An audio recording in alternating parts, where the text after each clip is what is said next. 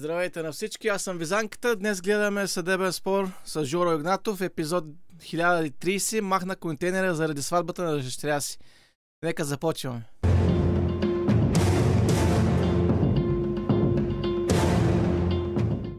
Здравейте. Предполагам, вие сте господин Илиян Иванов.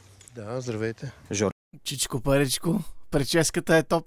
Игнатов съм от съдебен спор.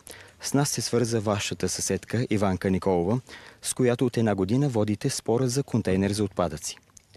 Тя твърди, че вие използвате служебното си положение в качеството ви на общински служител, злоупотребявате с него и сте въздействали контейнера за отпадъци да бъде преместен на голямо разстояние от нейния имот, където допреди това е бил близо 30 години. Така ли е?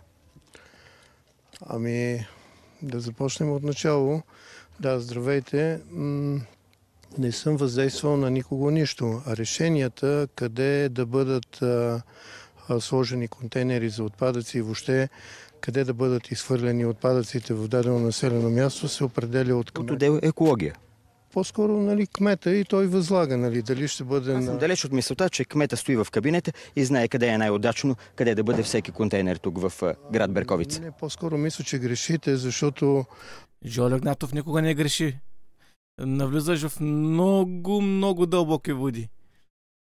Тук има много места, които са проблемни и кмета... Контейнерът колко години е бил пред вашия дом, пред вашия имот? Не мога да кажа колко години. Ще попитам вас, госпожа Николова. Да. Колко години контейнерът е бил пред дома на господин Иванов? Там, дори те не живееха там в тая къща, в този имот. Приблизително мога да кажа към 20 на години. Да. И така до миналата година, когато вие сте помолили съседите си да не си изхвърлят известен период от време отпадъците в контейнера, защото предстои сватба на вашата дъщеря и да не мирише на гостите. Контейнера, пак ви казвам, контейнерите се определят, местата им се определят... Това вече го разбрахме, нали? Молили ли сте вашите съседи да не изхвърлят отпадъци известен период от време? Вие нали ме чувате? Момчето с колелото, погледа. А вие нали също ме чувате?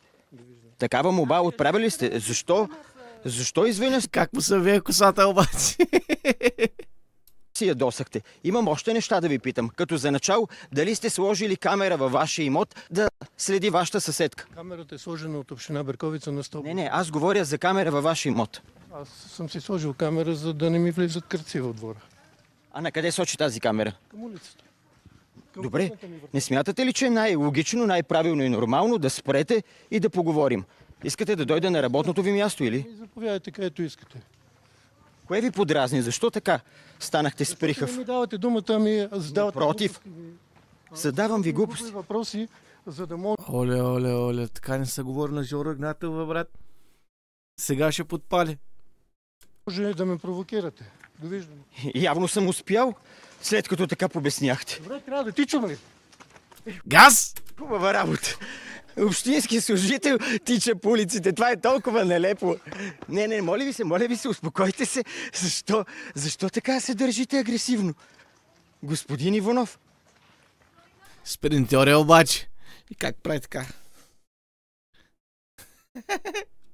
Има ли причина да бягате? Вярно, че сте каратист, но сега тук няма да демонстрираме спортни способности. Но трябва да признаете, че и ние сме в добра спортна форма. Не мислите ли? Абсолютно. Ще се надбягваме и сега. Господин Иванов, започнахте толкова смирено интервюто, а с крос го продължихте. Обаче сега аз от тук ви преследвам. Господин Иванов, предайте се. Предайте се, моля ви. Ето, предаде за... И да спрете, и да поговорим. Се нагло. А вие се държите безобразно. Да не пострадате, моля ви. Някаква музика се чува, затова ще поговоря малко да не няма копирайт страйк. Вашата съседка, госпожа Николова, също така каза, че сте изхвърляли киселото си зеле до контейнера за отпадъци. Вярно ли е?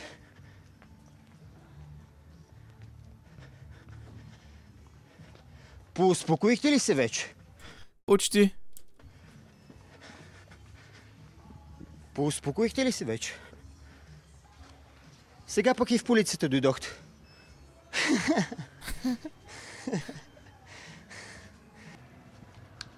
В районното се скри, няма тънман. Господин Иванов, това ли е лицето на общинския служител? Спокойно може да се явите на Олимпиада по бягане. Няма ли да коментирате? Наистина. Леле Боже. Положението е плашещо. Госпожо Николова, гонитбата ми с вашия съсед малко ми заприлича на Том и Джери. Да, така си беше. Посмяха се всички, дед ви гледаха. Да му ориентирате кой къде живее. Така. Това е моя имот. Градина, която през лятото гледам. И си почивам. Това е имота на въпросния... Господин Иванов. Господин, добре. Общински служител. Общински служител, не знам. Къде е въпросната камера? Ето. И жена му е тук вече. Виждам, колата му е тук. Това е камерата, денонощно. Да. Няма какво да охранява. Ето, виждате мрежата. Ето, насочена директно. Абе, не е насочена директно към твоя имот. В смисъл, това, че се вижда твоя имот, не значи, че гледа твоя имот. Може би си е сложил заради това, заради колата да я гледа. Примерно. Защо?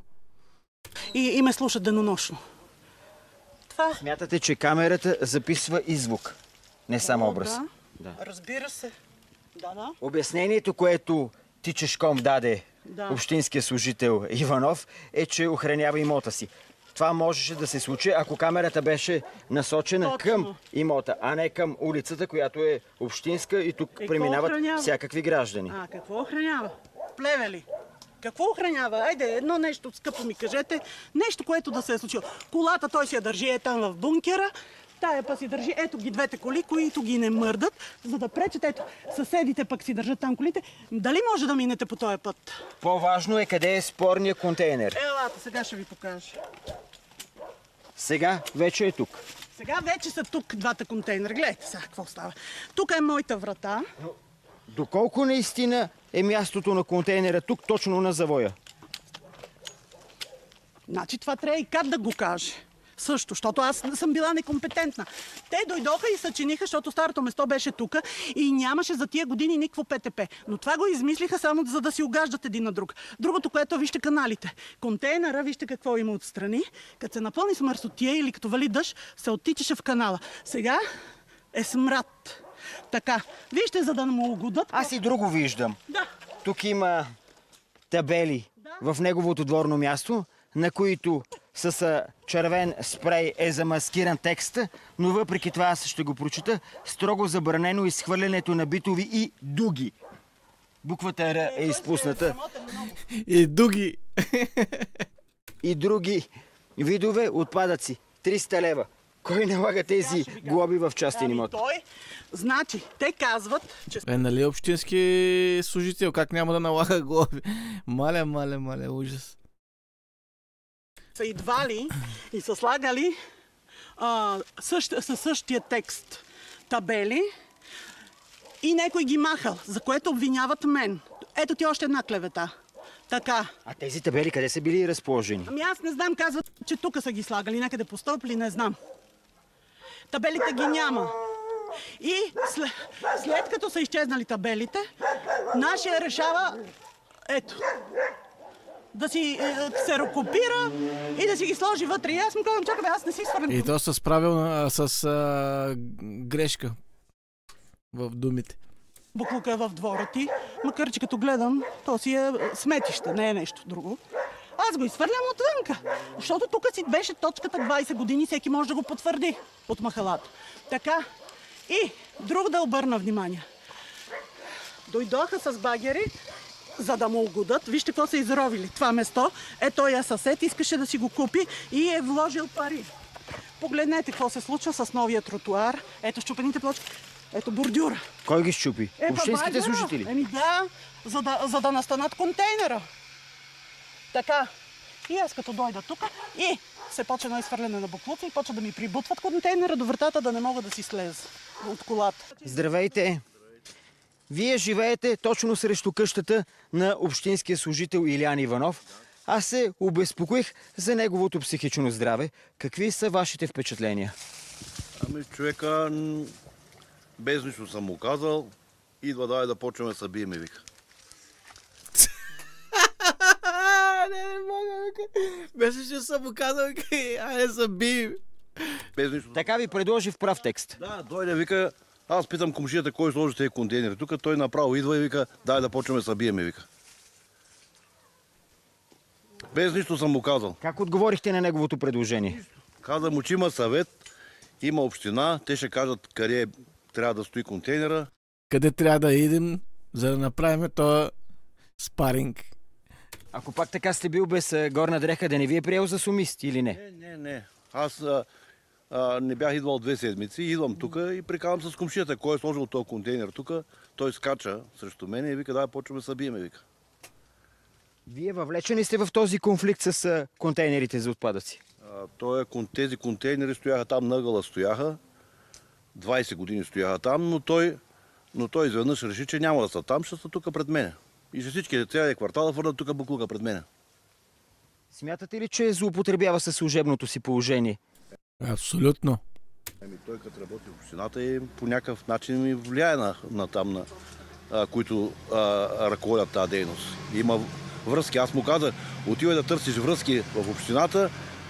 Той каза някакво име там, аз ще отида при него, вика, и ходи при него там. И след доста време решиха, че тук трябва да ги бутнат. Опитва ли се Илиян Иванов по някакъв начин да демонстрира факта, че работи в община тук пред съседите? Да ви сплашва? Не. Просто е конфликт на личност. Всичките знаят, че е конфликт на личност и с него никой не може да говори, с никой. Просто няма никакъв контакт с съседи. Още една съседка се присъединява. Здравейте. Какво може да ни кажете по сагата с общински служител Илиян Иванов? Ами, какво да ви кажа? Не знам какво точно да ви кажа, но мисля, че Какво да ви кажа? Не знам какво да ви кажа точно. не трябваше това да става, което се правеше, защото моя съпруг е на 83 години. Няколко пъти се опита да я занесе под луците долу и на горната част, обаче се получиха ситуации, при които му направиха забележка, защо разнася там, когато тук няма никой. На всичкото отгоре тази кофа смятам, че създава предпоставки за пътно-транспортни происшествия.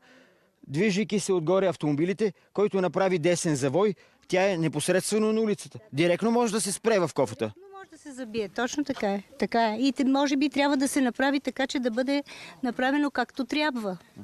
Виждали ли сте Илиян Иванов да изхвърля отпадъци на нерегламентирано място? Да, виждала съм. Кашони, буклуци, миналата година съм го виждала как изхвърля.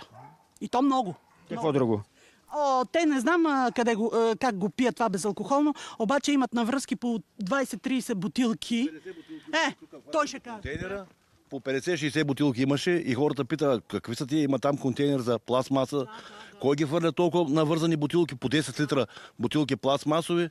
И тя жена му реклами, ние много пиеме, вика, безалкохолно, вика, и тук една камара пластмасови, изведнъж с товар от тук, отвън. А извън контейнера изхвърлял ли е нещо? Зеле и бутилки без... това всичко, дето го казваме, извън контейнера го изхвърля. Той ако изхвърли, ще ги напълни. Контейнер долу за пластмаса, където е отделен. Не, тук надолу по улица има. Разделно събиране на отпадъци. Точно така. За пластмасови бутилки, за такива пласт. Но покрай контейнера е така, голяма камара от 10 литрови бутилки. Аз се очудвам, викам, това пак толкова вино, някой е пил толкова много или пак нещо друго. Тя жена му казва, ние пием много безалкохолно, вика, и тук си изхвърляме Аз до сега не съм виждал безалкохолно 10 литрови бутилки. буклука, вика сега. Ама то е нещо страшно, вие не може да си представите такова количество просто. Даже в магазин сигурно няма толкова бутилки. Те ги събират там в бункера отзад. Трупат буклуците и после изведнъж изкарат и нам... Люс! Да, точно така. Точно така.